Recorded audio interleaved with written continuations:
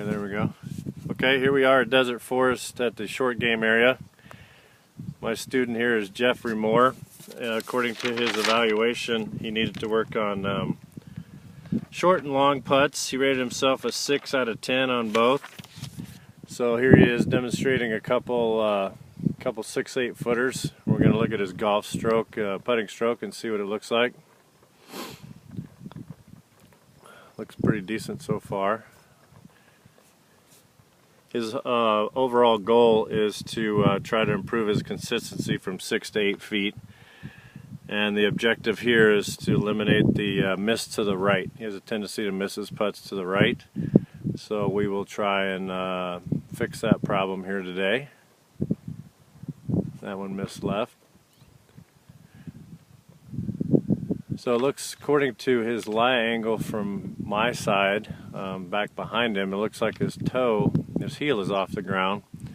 So we might want to change the lie angle on his putter. We might want to maybe lengthen the shaft a little bit to improve that lie angle. That could be the problem.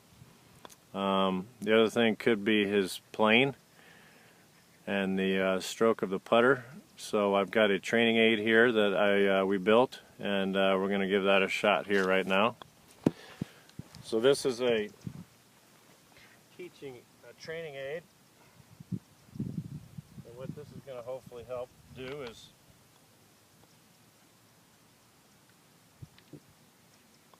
why don't I demonstrate here, and I'll put the ball down, put the shaft along the PVC tool, and just glide the shaft along the PVC. Hopefully that'll help with your plane.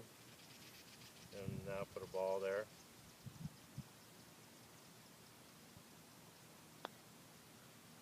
Voila, close enough. So why don't you give it a shot? All right.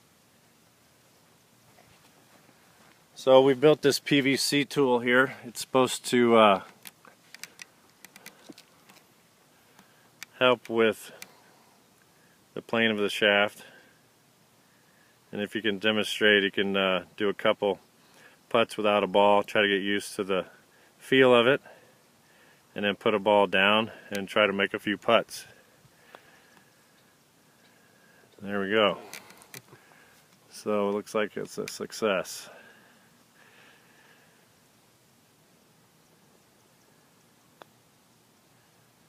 There we go. 2 in a row. Look at that, 2 in a row. We're doing pretty well. So the idea is to practice with this during the day. Use it for 10 or 12 different putts, and then take the training aid away and try and putt the same putts. So putt one more with the aid. We'll see what this looks like. Plane looks pretty good. There we go. There we go. So now take the training aid away and try to make a few putts and try to feel the same stroke.